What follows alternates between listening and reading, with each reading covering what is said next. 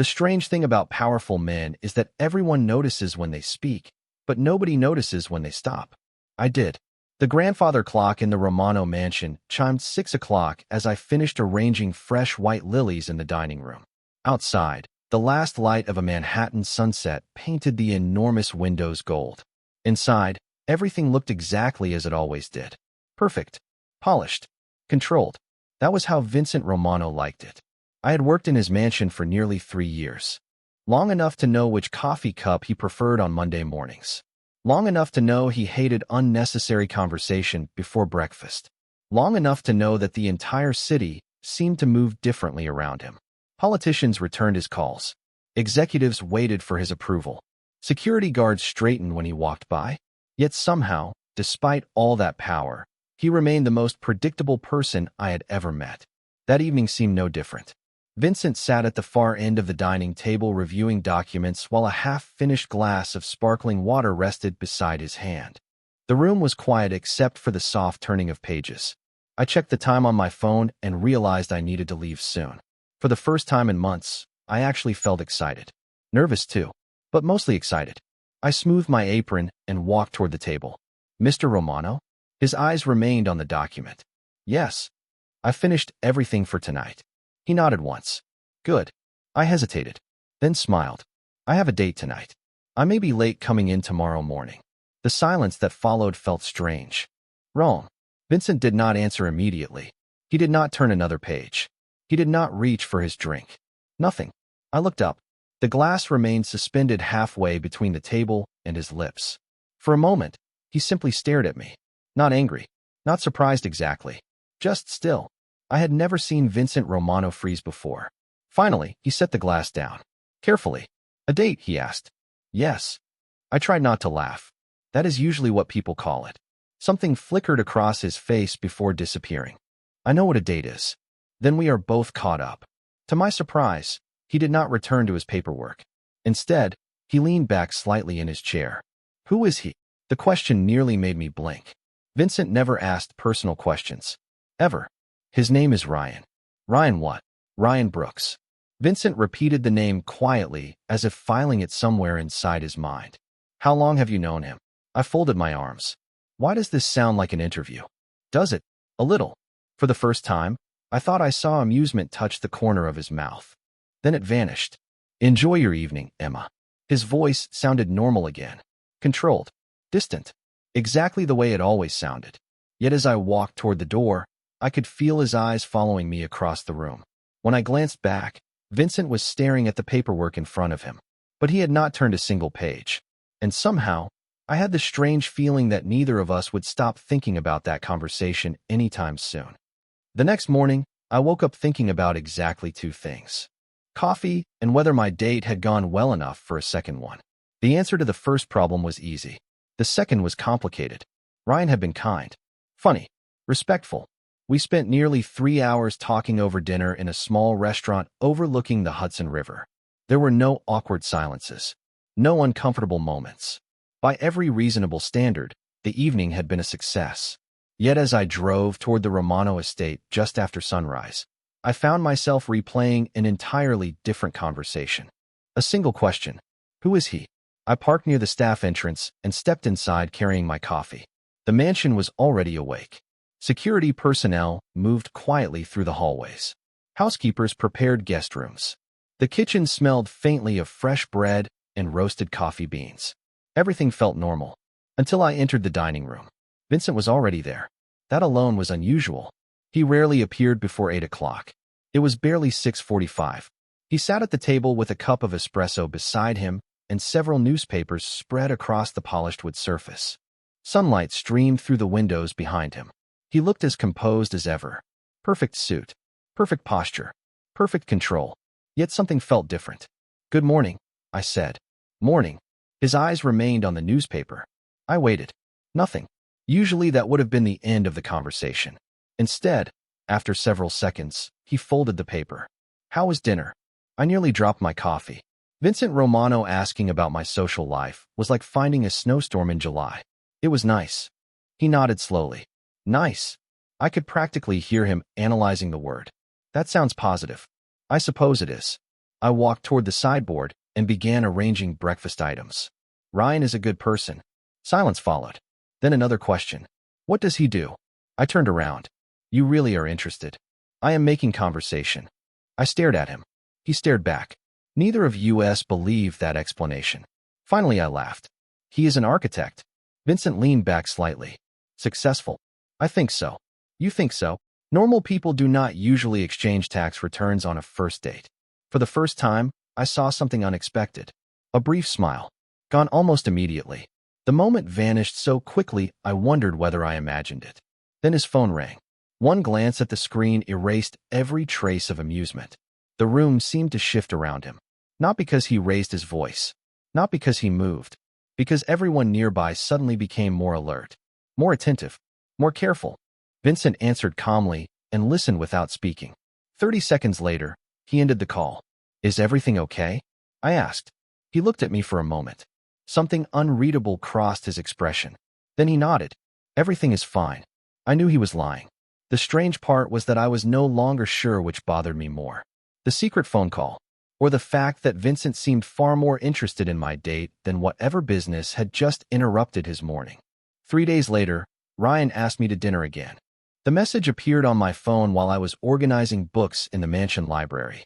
A simple invitation. Nothing dramatic. Nothing complicated. Yet the moment I smiled at the screen, I heard a voice behind me. Good news. I nearly jumped. Vincent stood in the doorway. I had become accustomed to many things during my years working for him. His ability to appear silently was not one of them. Something like that.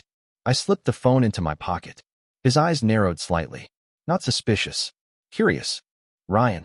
The fact that he remembered the name surprised me more than it should have. Yes. Vincent nodded once and glanced toward the shelves. A second date usually indicates the first one went well. That is generally how dating works. Interesting. I stared at him. Interesting.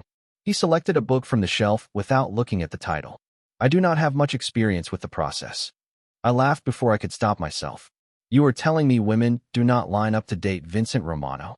His expression remained perfectly serious. That is not what I said. Somehow that made it even funnier. For a brief moment, the library felt lighter. Less formal. Less careful. Then my phone buzzed again. Another message from Ryan. Looking forward to seeing you tonight. I smiled automatically. When I looked up, Vincent was watching me. Not the phone. Me. The silence stretched. You seem happy, he said finally. I am. Something flickered across his face. Gone almost instantly. Good. Yet the words sounded strangely reluctant. Later that afternoon, the mansion became unusually busy. Expensive cars arrived. Men in tailored suits entered meeting rooms. Security personnel moved through the hallways more frequently than normal. Some kind of important business gathering was taking place. By 6 o'clock, I was upstairs preparing one of the guest lounges when I realized I needed to leave soon. I changed into a simple navy blue dress and checked my reflection in the mirror. Nothing extravagant, just enough effort to show I cared. As I crossed the main hallway toward the front entrance, I passed the conference room. The doors were partially open. Inside, more than a dozen influential people sat around a massive table. Politicians, executives, investors, the type of people who usually appeared on television. Every conversation stopped when Vincent spoke. Not because he raised his voice, because everyone listened. I kept walking. Then I heard someone call my name. I turned. Vincent stood near the doorway. The entire room seemed to pause. Waiting. Watching. Emma. Yes. For a second, he looked as though he wanted to say something important. Something personal. Instead, he adjusted his cuff and nodded toward the entrance. Enjoy your evening. The room remained silent. Several people glanced between us with obvious curiosity. I smiled politely. Thank you. Then I walked away. But as I stepped outside into the cool Manhattan evening, I could not shake the feeling that Vincent Romano had forgotten every name inside that conference room, yet somehow remembered exactly where I was going. Ryan Brooks turned out to be impossible to dislike. That was the problem. By the end of our second dinner together, I had already learned more about architecture than I ever expected to know. He spoke about buildings the way artists spoke about paintings. With enthusiasm. With purpose. With genuine passion. We sat near the window of a quiet restaurant overlooking the East River while city lights shimmered across the water. Everything about the evening felt easy. Comfortable. Ryan listened when I spoke. He remembered details. He laughed at my jokes even when they were not particularly funny. Most importantly, he treated me like an equal. By 10 o'clock, I found myself smiling more than I had in weeks. "You seem happier tonight," Ryan said. "Do I?" "Definitely." I laughed and looked down at my coffee. "Maybe I am just relaxing. Or maybe you are finally getting used to me." His confidence made me smile again. Outside, a light rain had begun to fall. Soft drops traced patterns across the glass. For a brief moment, everything felt simple. Then my phone vibrated. A message appeared on the screen. "Unknown number." I frowned. That almost never happened. When I opened it, my confusion deepened. The message contained only 4 words. "Drive safely." It took me several seconds to realize why it felt strange. Nobody knew exactly where I was except Ryan, and I had never given him my number until earlier that afternoon. "Everything okay?" Ryan asked. I quickly locked my phone. Probably. Yet something about the message stayed with me during the drive home. The rain grew heavier as I crossed the city. By the time I reached the Romano estate, the clock on the dashboard read 11:47. Much later than I intended. The mansion appeared almost asleep. Most of the lights were off. The long driveway glistened beneath the rain. I parked and hurried toward the entrance. The moment I stepped inside, I stopped. A lamp glowed softly in the main living room. Someone was awake. Vincent sat alone near the fireplace. No paperwork. No phone. No television. Just silence. The sight surprised me enough that I forgot to remove my coat. "You are still awake?" I asked. Vincent glanced toward the clock, then toward me. Apparently, his voice sounded calm. Too calm. I checked the time again. Nearly midnight. "You have meetings tomorrow." "So do most people." I stared at him. Something felt off. The room carried the strange atmosphere of someone waiting without wanting to admit it. I set my purse down carefully. "Did something happen?" "No." He looked toward the fireplace. "How was dinner?" There it was again. The question. The interest. The thing neither of us acknowledged. "It was nice." Vincent nodded once. "Nice." The same word as before. The same careful expression. Yet this time I noticed something else. Relief. Brief. Almost invisible. But there. As if he had been expecting a different answer. The realization caught me off guard. For a moment, neither of us spoke. Rain tapped softly against the windows. Firelight flickered across the room. Then Vincent stood and adjusted the sleeve of his shirt. "You should get some rest." I nodded slowly. "Good night." "Good night, Emma." I started toward the staircase. Halfway up, I glanced back. Vincent remained exactly where I left him, staring into the fire, thinking about something, or someone. And for the first time since this strange situation began, I found myself wondering whether Ryan Brooks was not the only man thinking about me that night. Over the next week, something changed. Not in the mansion, not in the city, in Vincent. At first, the difference was so small I thought I imagined it. Then the moments started adding up. One morning, I mentioned that my favorite coffee shop had closed for renovations. The next day, a bag of coffee beans from the exact same brand appeared in the kitchen pantry. Nobody claimed responsibility. Another afternoon, I complained about the draft near one of the staff entrances. By evening, contractors were replacing the entire door. Every explanation sounded reasonable until I realized the pattern. Vincent noticed everything. Things I said in passing. Things I barely remembered saying myself. Meanwhile, Ryan continued proving why any sensible woman would choose him. He called when he said he would. He showed up on time. He never played games.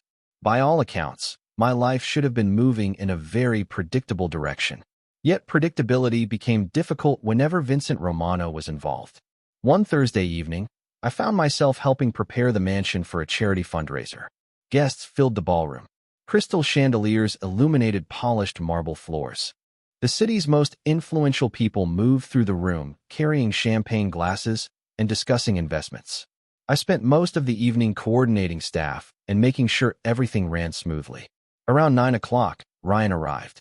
He had been invited through one of the architectural firms working with the foundation. The moment I saw him, I smiled. He smiled back immediately and crossed the room toward me. "You look beautiful tonight," he said. "Thank you." We talked for several minutes. Nothing unusual. Nothing secretive. Just two people enjoying each other's company. Then I noticed something. Several feet away, Vincent stood speaking with a group of donors. On the surface, he appeared completely focused on the conversation. Yet somehow he always seemed aware of where I was.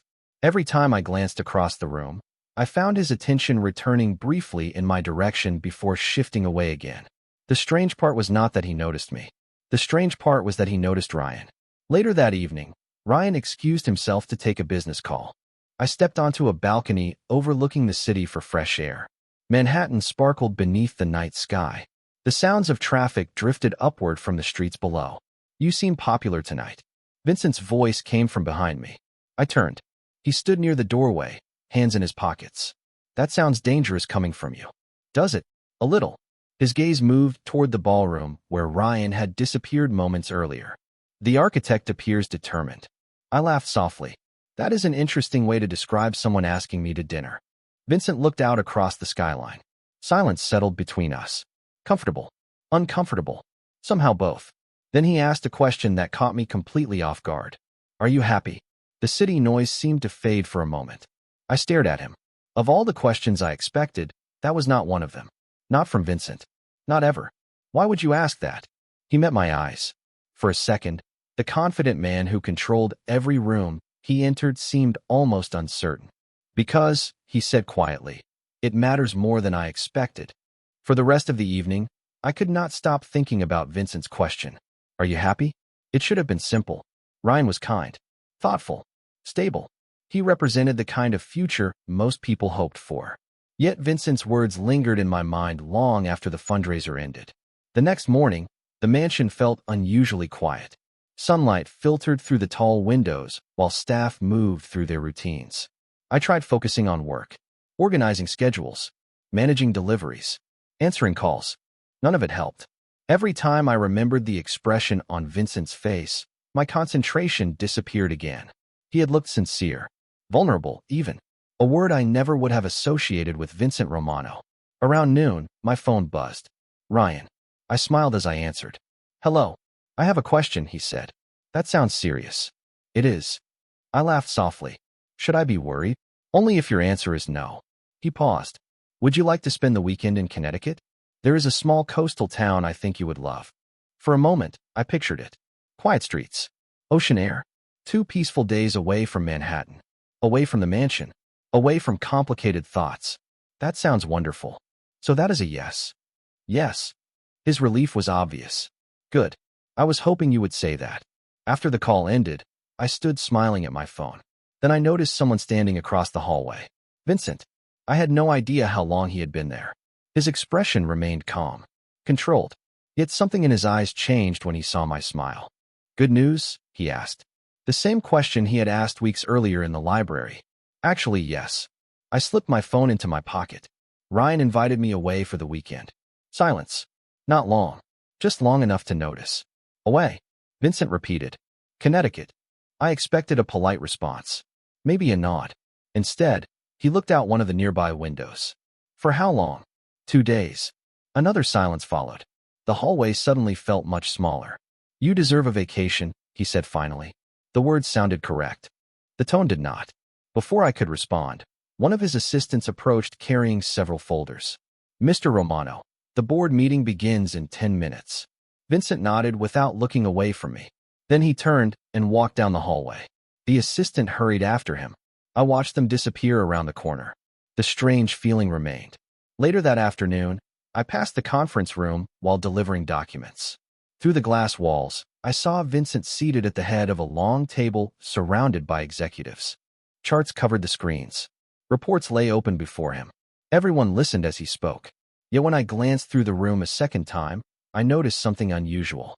The same page remained open in front of him, untouched, for nearly 20 minutes. A man who noticed every detail had spent an entire meeting staring at the same report. And somehow, I could not stop wondering whether his thoughts were somewhere else entirely. The weekend arrived faster than I expected. Friday afternoon sunlight spilled across the mansion windows while I packed a small travel bag in my room. 2 days. That was all. 2 quiet days away from schedules, responsibilities, and increasingly confusing emotions. I should have been excited. Instead, I felt restless. Every time I folded a sweater or placed something into my bag, my thoughts drifted back to Vincent. The previous week had been filled with strange moments, meaningful silences, unexpected questions, expressions that vanished before I could understand them. None of it made sense. At least, not yet. A soft knock interrupted my thoughts. Come in. The door opened. One of the household assistants stepped inside, carrying several envelopes. These arrived for you. I thanked her and accepted the stack. Most were ordinary. Bills. Advertisements. Then one envelope caught my attention. A letter from a hotel management company in Boston. My stomach tightened. I had applied there nearly 6 months earlier during a period when I believed I needed a major change in my life. Honestly, I had forgotten about it. I opened the envelope carefully. The letter inside was brief. Professional. Direct. They were offering me the position. General Operations Manager. Better salary. Better benefits. A fresh start. My pulse quickened. For several seconds, I simply stared at the page. This was not a temporary opportunity. This was a new life. A completely different future. By evening, the letter remained folded in my purse. I had not told anyone. Not Ryan. Not the staff. Especially not Vincent. Somehow that conversation felt impossible. Around 7 o'clock, I headed downstairs to leave. The mansion felt unusually quiet. Most of the staff had already finished for the day. As I crossed the main foyer, I noticed light coming from Vincent's office. The door stood partially open. I should have kept walking. Instead, I paused.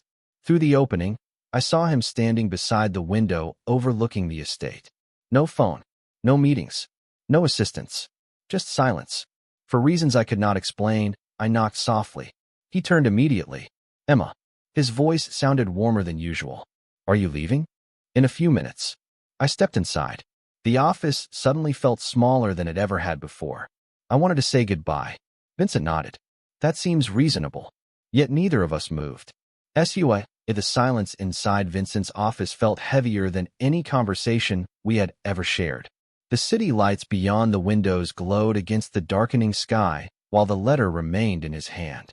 For years, I had watched people react to Vincent Romano. Some were intimidated. Some were impressed. Some were desperate for his approval.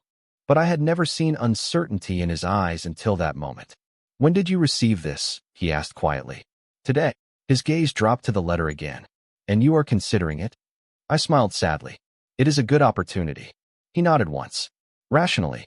Calmly. Yet something about the movement felt forced. Better salary. Yes. More responsibility. Yes.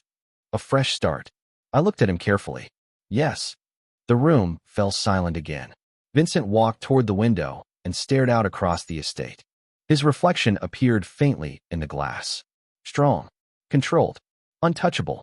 Except he did not look untouchable anymore. He looked like a man losing something he never realized he needed. Ryan knows? He asked. Not yet. Another pause. Do you want the job? The question should have been easy. Instead, I found myself hesitating. I do not know. Vincent slowly turned toward me.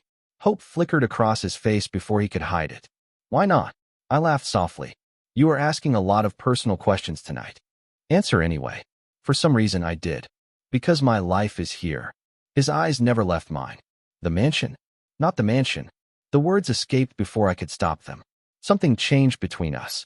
Small. Powerful. Honest. Vincent looked away first. For several seconds, neither of us spoke. Then he set the letter on his desk and took a slow breath. The movement alone felt significant. Almost nervous. Emma. My heartbeat accelerated. He had never said my name like that before. Not as an employee. Not as someone giving instructions. As something else. Something personal. What? His jaw tightened slightly. It looked as though he was fighting with himself. The confident man who negotiated billion-dollar deals suddenly seemed unable to find the right words. You should stay. I blinked. Stay. Yes. His voice remained calm, but I could hear the strain beneath it. Do? For a moment, I forgot how to breathe. The words hung between us, fragile and honest in a way I had never heard from Vincent before. This was not the man who commanded boardrooms with a single glance. This was not the man who seemed to control every situation. This was simply a man standing in front of me, asking me not to leave. I looked down at the letter resting on his desk. Boston. A new beginning. A safe choice. The kind of opportunity one once thought I wanted more than anything. Then I looked back at Vincent. Why did you wait so long to tell me? I asked softly. A faint smile appeared on his face. Tired. Genuine. Because I spent a long time convincing myself I could ignore it. I laughed through the emotion building in my chest. That worked out well. Not particularly. The answer made me smile. Silence settled over the room again, but this time it felt different. Lighter, warmer, like something that had been trapped between us for months had finally found its way into the open. I thought about Ryan. Kind, thoughtful Ryan. He deserved honesty. He deserved someone whose heart was fully available. And somewhere along the way, mine had stopped being available. Not because Vincent was powerful. Not because he was wealthy. Not because he owned the mansion where I worked. None of those things mattered. What mattered was that he noticed when I was tired. He remembered things I mentioned once and forgot myself. He asked if I was happy. Nobody had ever asked me that the way he did. I need to call Ryan, I said quietly. Vincent nodded immediately. Of course. There was no pressure in his voice. No demand. Just respect. Somehow that made my decision even easier. An hour later, after a difficult but honest conversation, I returned to the office. Vincent was still there, waiting. The moment he saw me, he stood. Neither of us spoke right away. Then I reached into my purse, removed the Boston letter, and placed it gently on the desk. Vincent looked at it, then at me. What are you doing? I smiled. Making a choice. His eyes searched mine, and I took a slow breath. I am staying. For the first time since I met him, Vincent Romano looked completely relieved. Weeks turned into months. Spring arrived in Manhattan. The mansion felt different now. Not because the walls changed. Not because the routines changed. Because we had. We ate breakfast together when our schedules allowed. We took evening walks through the gardens. We learned things about each other that had nothing to do with work or responsibilities. One afternoon, as sunlight filled the terrace overlooking the city, Vincent reached for my hand. His fingers intertwined with mine naturally, as if they had always belonged there. I looked out across the skyline and smiled. Life had not gone the way I planned. It had gone somewhere better. Vincent once controlled every room he entered, every negotiation, every outcome. But the most important thing he ever learned was that love could not be commanded. It could only be chosen. And on a quiet spring afternoon in New York, I chose him.